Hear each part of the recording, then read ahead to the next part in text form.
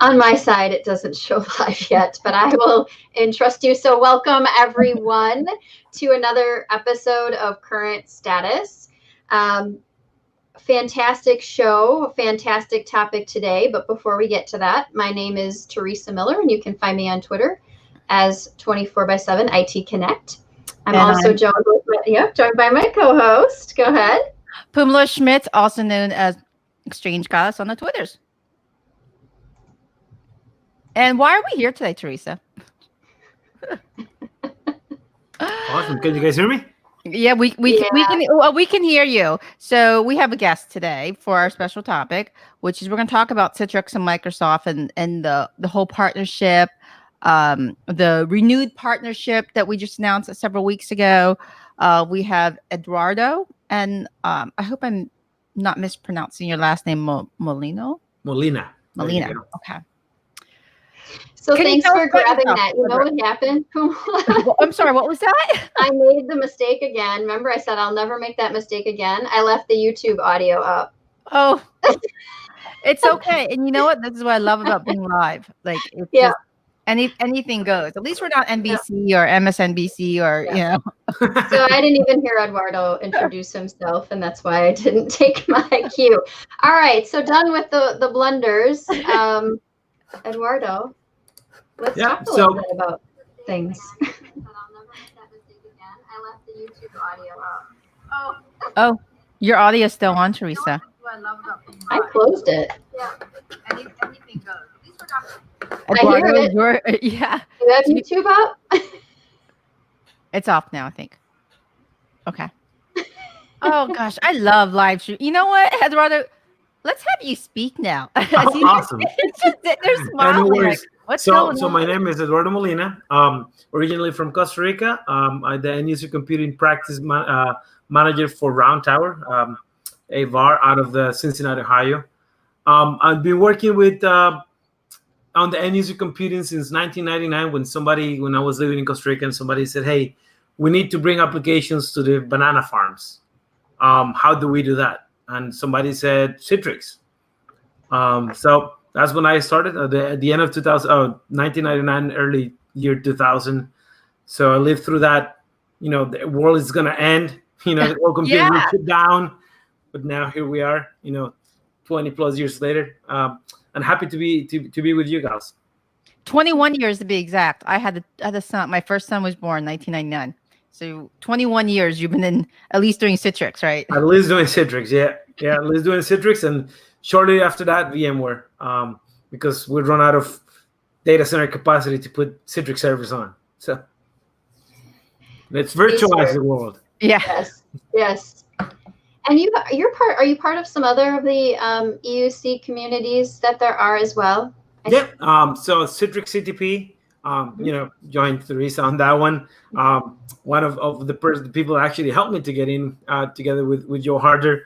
EOC champions for VMware, ex Nutanix, NTP, and ex NVIDIA from the community advisor. So those are the four that I would like to mention that I've been on, and it's been an interesting ride.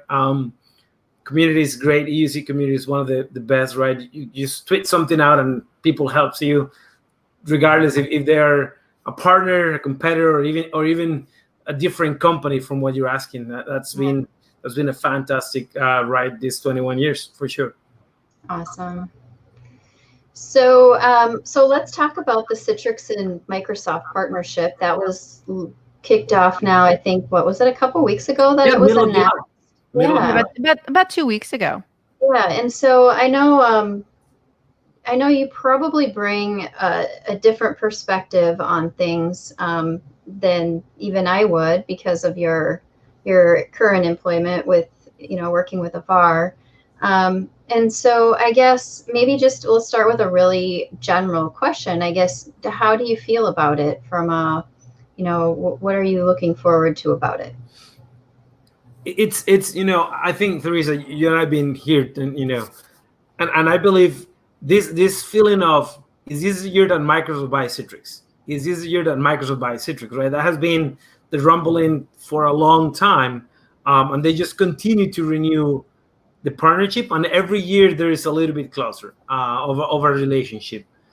This year has been interesting because towards the end of last year, or these last 12 months, VMware announced their partnership, right? And earlier this year, they finally released their platform that allows them to also carry on with WVD and be part of the WVD ecosystem. But I saw a pretty big announcement from if you Google Citrix Microsoft, immediately both websites come up with a blog post of the renew, as we mentioned, partnership.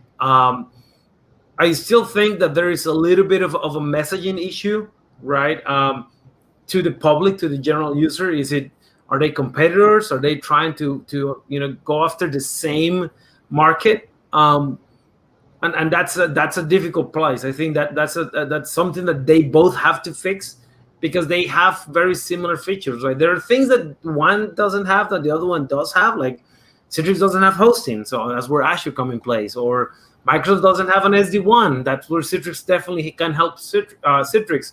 But they both provide access to a virtual machine somewhere, right? And that's one thing that people are thinking, and our customers are asking us: is WVD enough, or do I really need Citrix?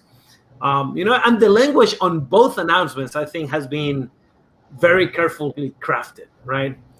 You don't find the word "the" anywhere, right? It's as a preferred partner, and it goes both ways. I don't think Microsoft wants to close the doors to others, right? Because there are others that are partnership with them, and we can mention them if you guys want. But and on the same thing, I don't think Citrix wants to close their strategy with GCP and the strategy with AWS. Right. Microsoft is becoming a little bit more obvious for Windows 10 due to the licensing challenges that everybody has, right? What makes it easier, right? Because of the licensing. Yeah. That's the reason why it makes it easier. And not only easier, it makes it cheaper. We like it or not, it makes it a lot cheaper to run Windows 10 on Azure.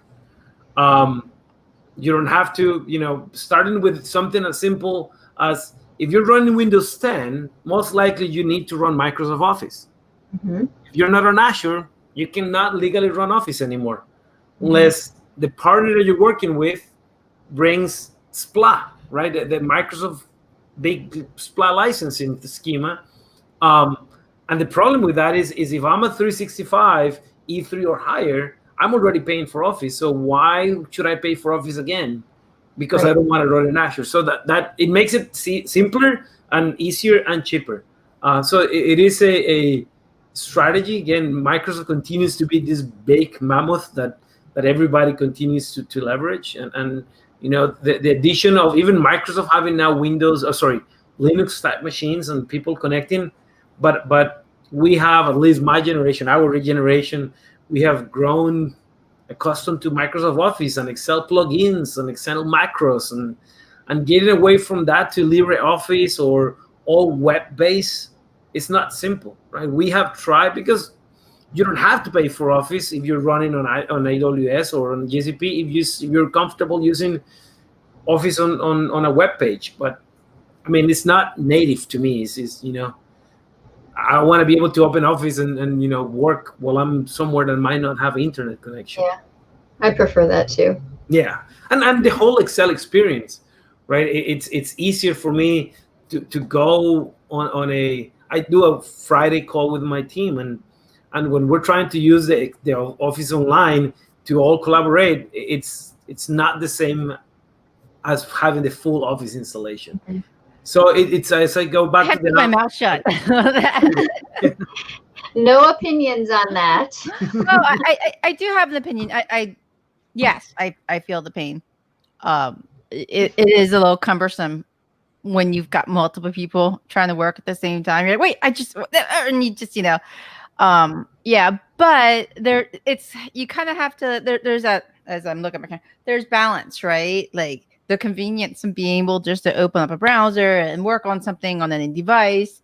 That's awesome. But there's the downside of, okay, when you have so many people working on a document, it gets a little cumbersome. So there's pros and cons to it. But but having come from an enterprise that used Citrix and used remote access a lot. Like I came from healthcare, and healthcare is heavily into Citrix, right? Thin clients, especially for the nurses and the doctors. So it like I totally get it. Like the browser based work is awesome for that type of collaboration, work environment, productivity, whatever we want to call it. It's great. And there's a downside for us that I would call power users. We need that full experience. And I think that's why, personally, that's why I love the whole Office suite, is that you do have choices.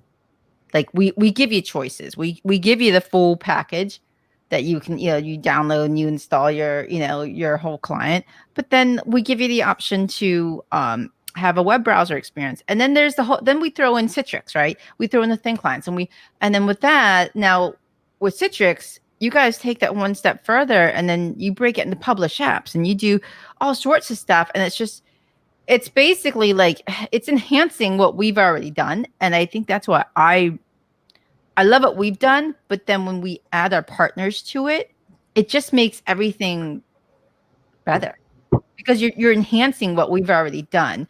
And then customers, it's always about customization. Totally. Like every enterprise I've worked at, it's like, well, can we do this? Because this is how we work. And it's always about, customizations, and our business works this way. And you can do that with working with partners such as Citrix. So that's my piece on that. But yes, I feel your pain. I totally feel your pain, because I had to work on a document this morning, and you should have heard me swearing.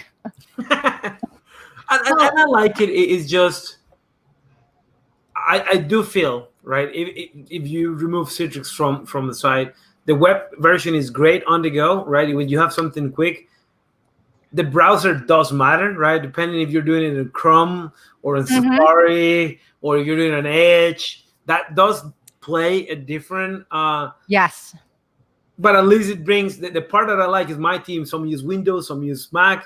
So when we're on the browser, at least we're all seeing the same, and we're like, we're not telling them, hey, I'm in the Mac, I do it this way, or if you're Windows, I don't know how you do it. So that's one thing, is bringing the standardization. The browser does give you that standardization. Yeah, it is fantastic for that team collaboration.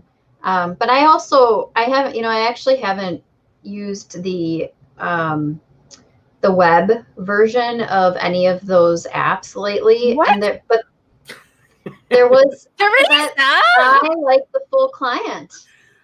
It's okay. The full client. I used the full client. Do you use but there was client? A point where they were not feature rich. That drove me nuts, to the point that I don't even want to try again. It's telling you, it's different now. Do you use the mobile client? I would say the mobile client is like the browser client years ago, but better. And then the browser client, for the most part, honestly, I could do my job off that. There's things that I need the full client for, but I'm a full client girl. I'm a full client person too, but aren't we all? But if I want for collaboration, I get it. But like Holly shared something with me recently, we were going to collaborate on, and I used it 2 weeks ago, but I already dismissed it because I couldn't do it. So I copied it down to my workstation, and I reattached the file. I said I was having trouble. Oh my God. So, what had Teresa, the part that have stormed me into the web version a lot is Teams, because you embed the Excel into a Teams tab, which by default brings the web, so you're not seeing it. So Teams has been my gateway into the web version. So I still feel like I'm using a client. Teams is the gateway drug into everything. Well, my gateway drug into the website. There is a wheel, right? And it is intended to kind of Teams be that everything built on SharePoint. Yeah. So actually, SharePoint is the king or queen there. Yeah, it's all branded with front end for SharePoint. But then there's also tie into Exchange with the mailbox. It's weird, but Teams is the gateway drug to get you into all the apps. Yeah. So another thing that with this whole partnership with Citrix is Teams is actually going to be, what's the word? Optimize in Citrix. For virtualization. Yeah, which for me, like, I'm super excited about because I once played a Citrix admin years ago. Actually, my old job, I was responsible for Skype for Business. And we had, a decent amount of Citrix users, and we wanted to give them Skype for Business. And all they could really do was chat, right? Everything else was, it was hit or miss. The audio was, there was a lot of tweaks and whatnot. So eventually we actually moved some of those Citrix users to VMware Horizon, just so that it was somewhat better experience. But knowing now the Teams experience is going to be optimized and so much better in Citrix, I'm like, okay, that's like a whole nother level now, because you're pretty much getting the full M365 experience. Gosh, I sound like I drank the Kool-Aid, but that'll happen after working somewhere for 2 years. Congratulations, by the way. But when I think from the enterprise standpoint, though, the investment's been made, right? If you're using Office 365 or any of the Microsoft Office products, you've already made that investment. Now you're using Citrix, and now with this collaboration, there's probably pieces. Most likely you either have Skype for Business or Teams. It's going to be better, right? Like the complaints that you had before are going to get fixed. That's fantastic. The experience is going to be optimized for everyone. And, for me, like, I'm absolutely excited for it. I'm excited for my former, coworkers, my colleagues. Like, a lot of their headaches are now going to start to disappear. And I'm sure they'll get new headaches, but it is definitely exciting to see this. I guess one of the questions I had is, how do you feel about this partnership, and how do you think your customers are going to, I guess, take on this? How do you think they're going to react to it? Do you think they're going to be like, oh, we need to, do more? Do we need to do Citrix on Azure, because there's a whole nother component, especially Windows Virtual Desktop and all that good stuff? So it's interesting, right? On my role, I get to talk to the partner account manager at Microsoft and the partner account manager at Citrix, and the message that we have told them after talking to our own customers is very similar. We need to make sure that both Citrix and Microsoft are telling the customer the same message, right? And whether it's Citrix on Microsoft or VMware and Microsoft, if the message is not in tune, right, not pun intended, towards what's actually needed and what will be resolving, there's still going to be reps at Microsoft that are going to say, you don't need Citrix, WWD will do it all, or reps at Citrix that will say, hey, this is craziness just going WWD. Right, and this conversation that even I have had with a CTP team and Chris, it's like, because he's a Microsoft guy now, right? Same as you, and we have to understand that there's Microsoft guys that are gonna say WWD is all you need, and there is a place for Microsoft WWD by itself, right? But when we look into the richness of Citrix Workspace, where you can have a single interface where you're consuming software as a service apps and files, and the files can come from Citrix share file, or now Citrix files, or can come from OneDrive from Business, and even Google Drive, all consolidated. That's something that Microsoft doesn't have a story for, right? You still can consume Azure AD as your single sign-on, and use Azure or Microsoft multi-factor authentication and do the two-factor. So there's still components that come together, but Microsoft doesn't have that single interface where everything looks pretty, right? You might find a way to do tiles and things on Teams, but it's not the prettiness that Citrix Workspace brings in. Yeah, the centralized management is a big deal. Yes. Yep. And there's the integrations for printing, and I think some of that, oh God, the print spooler, restart the print spooler. There's pain points with printing, but it's still is much more pleasing to manage from that centralized interface. Oh my God, like I still have nightmares with restarting the Prince Doesn't Spooler. happen as often anymore. We actually, one of my jobs, we had several Citrix farms, and one of our biggest issues was the Prince Spooler. So we actually created an auto IT script to put on help desk, their desktop, and all they had to do was click on the auto IT little icon, restart Prince Spooler, and they would click on it and it restart the Prince Spooler on the on the particular farm. But that, I mean, it got so bad that we taught our help desk to do that because we were getting tickets all the time. My first Visual Basic script, VBS script I ever built in 2000 was for reset Prince Spooler in Windows 2000. So that's how my first VB script I ever created. Awesome. I'm just like, now I have these memories. But I think it's all about going back to the partnership. It's great, right? It's nothing new. They're both saying, hey, we're gonna work together. But the proof is in the pudding, as we said here in the United States. Well, right? the messaging. So it seems like it's going to be the messaging is going to be that together. Is the key. What is the messaging? But it's also about choice, right? Isn't that why you create partnerships to begin with? So it really should be about understanding the customer's needs to make sure that you're deploying the right solution. This is what WVD brings. This is what Citrix brings.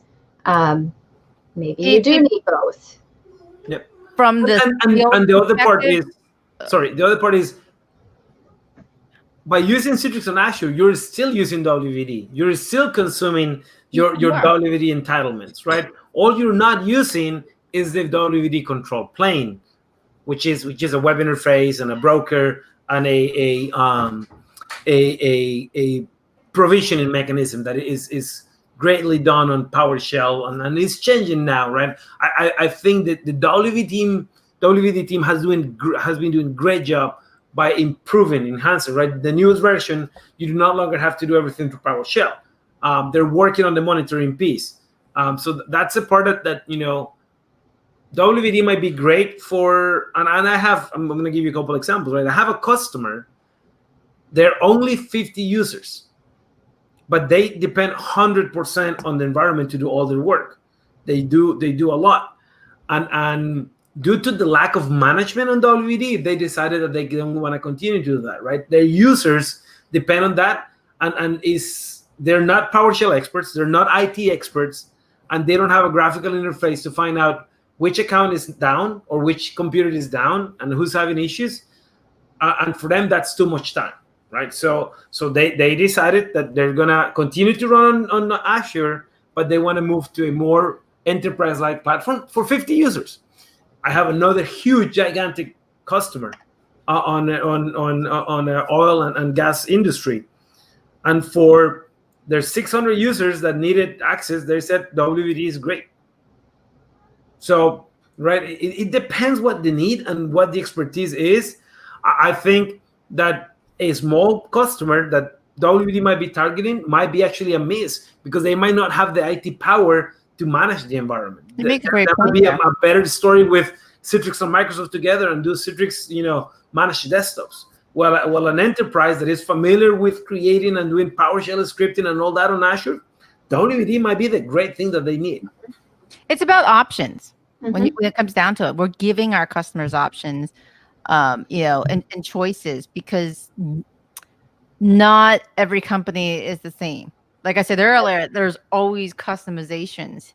Every organization is unique to their own, whatever, right? So having the more options available of what they can utilize, I think, it's great for everyone. Now, for the people that are actually deploying, for consultants that are deploying this, it's you gotta be on top of your game, right? You gotta know a little bit more. So I wouldn't say that's a downside. You just gotta, be kind of, up to date on almost all technologies. But in the long run, I think that's a good thing too.